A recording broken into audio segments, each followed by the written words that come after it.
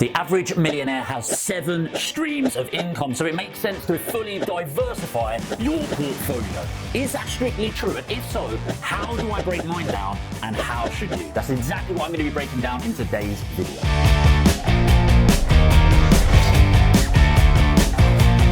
So not only is it something that needs to be considered, it's actually quite scary, isn't it? Like when you have something that is outside of the norm, outside of your comfort zone, it can be quite overwhelming. Like I'm a lemon and herb boring guy, as you can imagine at Nando's, and the idea of extra spicy is terrifying for me. I'm not a spice guy, but the fact that it's different, you've learned something already, you understand something like property investment, for example, then why would you diversify? Let's explore that for a little bit, and then I'll break down what my breakdown is currently and the percentage allocation that I've got right now. So diversification is all about spreading risk. It's all about, well, number one, it can pique your interest, right? Doing loads of different things. But the main thing is the spread of risk. If property goes down, but stocks go up, or crypto goes up and NFTs come down, if gold goes up, but platinum goes down, if my loans dissipate, or whatever it is, everything is hedged against something else. And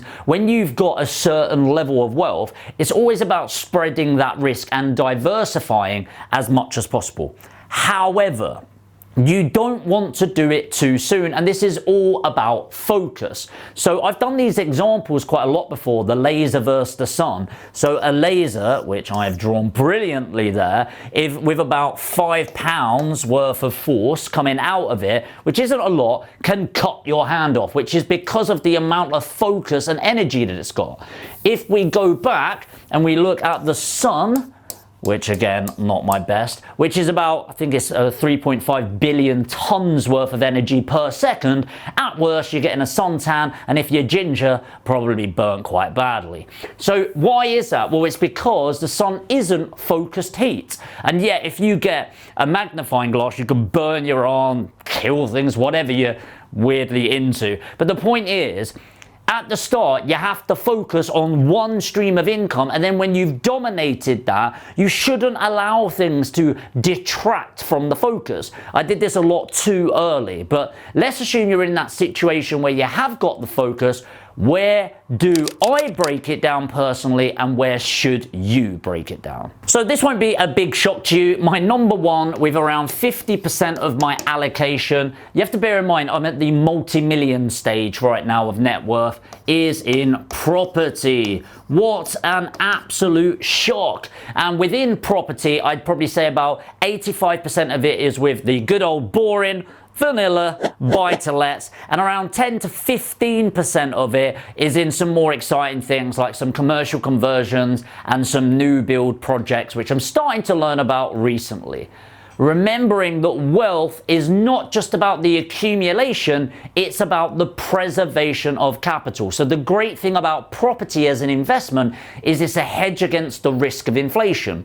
Inflation is obviously about 7% right now. What this is, by owning property, it drives all of the labor that goes into property, which drives the prices of property up and drives up the more likely capital growth. So property is almost always going to be my major investment cycle, but as I get bigger, obviously I need to divest slightly and invest with the multiple streams of income, but at least 50%, it's possibly a bit higher right now if I'm honest, is in property. Next is loans. Loans make up about 20% of my portfolio right now. I probably have, at the time of speaking, maybe about £3 million out of my money loaned to other people. Now, please don't get in touch with saying, will you loan me money?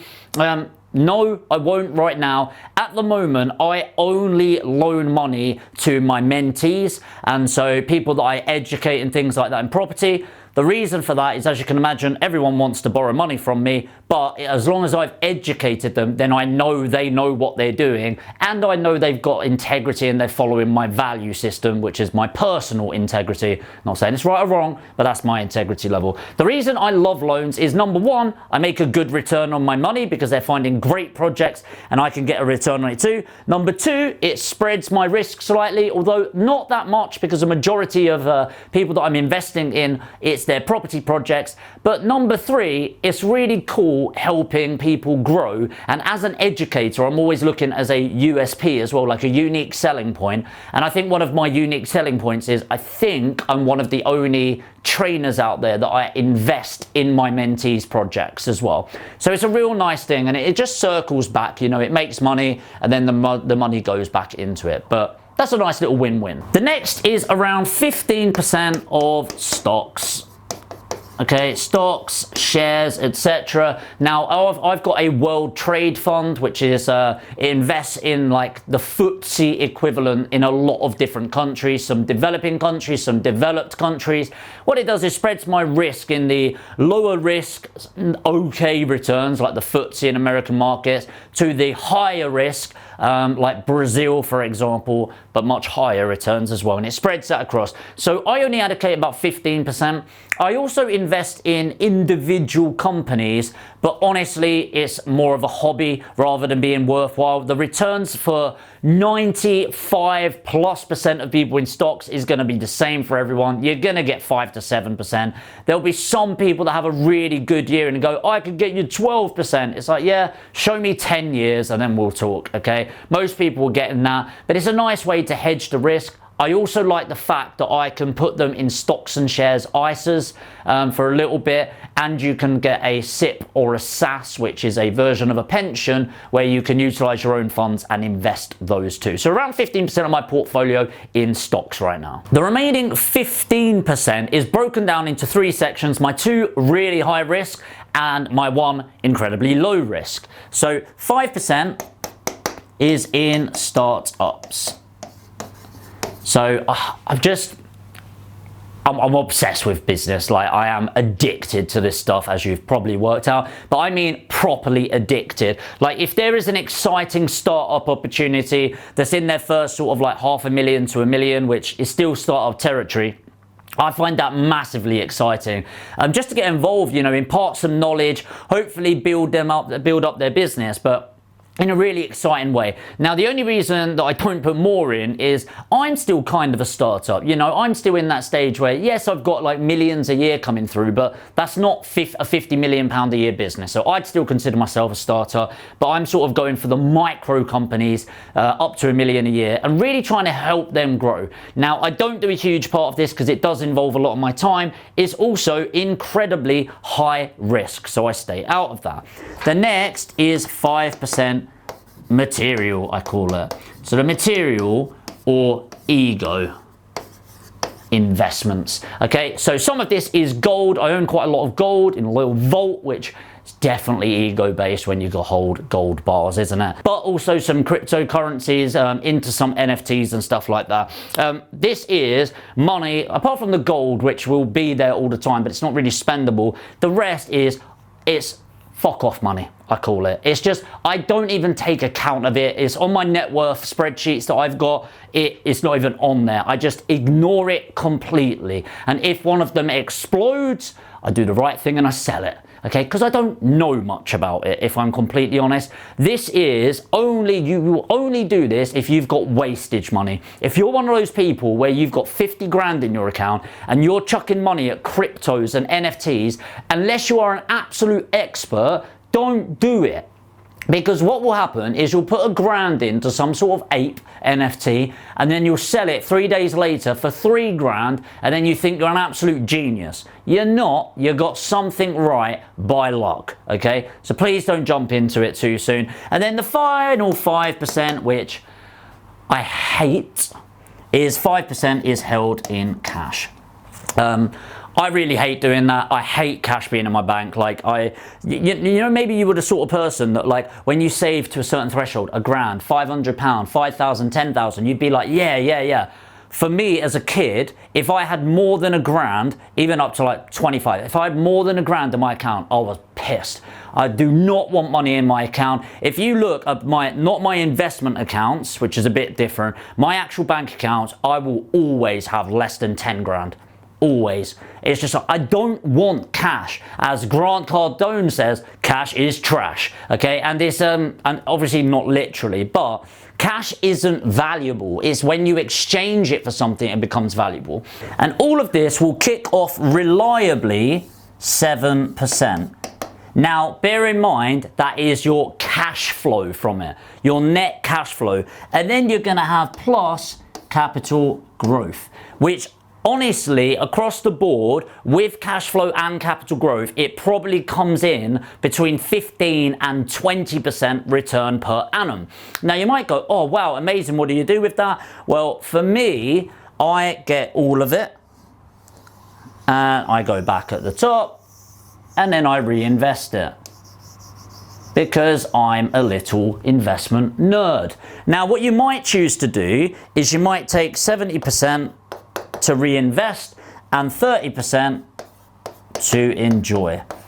Honestly, this is the power of deferred gratification, where the more you put in here for the next 5 years from watching this video, honestly, every single person I know has the ability to become a millionaire in 5 years, but definitely within 10 years. 100% in 10 years, every single one of you can make $1 million. No problem at all. So that's what I currently do. That will change over time. Let me know if this is interesting in the comments, and I'll do an update and break them down and how I invest in each of these if you think it'll be interesting, and I'll do some videos. But more importantly, what about you? Okay, because let's face it, you are the most important person right now. And unless you've got millions, and I don't mean this in a braggy way, but more to give you context, like I'm a multi-millionaire, cash millionaire, not in property, I mean cash millionaire, and I make way over £1 million a year net profit.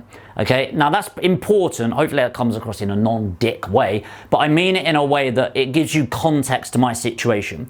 If I were at the beginning of my journey, I'd probably do it very differently. So I really like the 70-20-10 model, and the way that this would work is you have a portion of allocation of funds, time and expertise, where 70% goes in, 20% goes in, and 10% cash goes in. So the 70% for me, and I'm assuming for you watching this, is property. Property is the safest, most secure and substantial investment model in the world, bar none. Fact. Okay, there is nothing that comes close to the safety and long-term returns of property. 20% would probably be into stocks,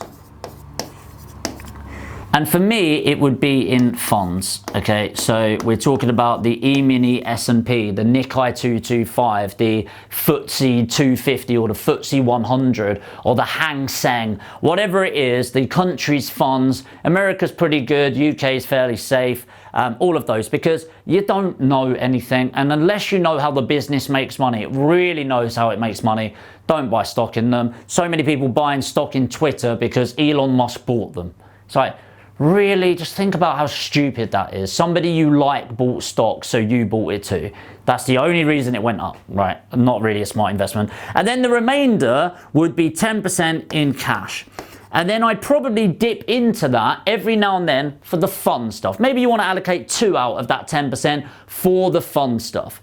Now, again, this is a diversified portfolio, but you still want to be really heavy predominantly in one, and mine would be property. I would do this all the way up to at least $500,000 net worth. Okay, and then once you're at $500,000, which is £500,000 net worth, that is not I've got $500,000 of property, it is net worth equity. Then maybe I would add in another. So I'd probably separate these out a bit. Maybe you go 60, 20, 10 and 10. And it might be 10% cash, and it might be 5% in some other things. Maybe you'll loan out some money, maybe some startups, maybe some NFTs, maybe some cryptocurrency, whatever it is that you're looking for. But the conclusion of this would really be that multiple streams of income are great. They de-risk. The diversified portfolio is a safe portfolio.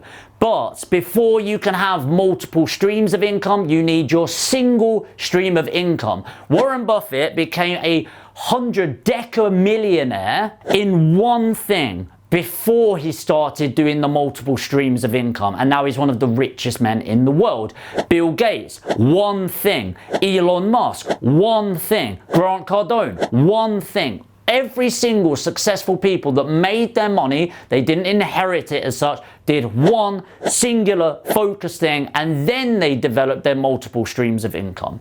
Let me know if this is of any value, by the way, in the comments. It's a bit different to what I normally do, but I like doing these sort of videos. Let me know if you do too. If you're new to the channel and you want to find out more about personal finance and property investment, please do hit the subscribe button and the notification bell. It really means the world. And if you did get value, lightly destroy the like button on the way out, and I'll see you on the next video.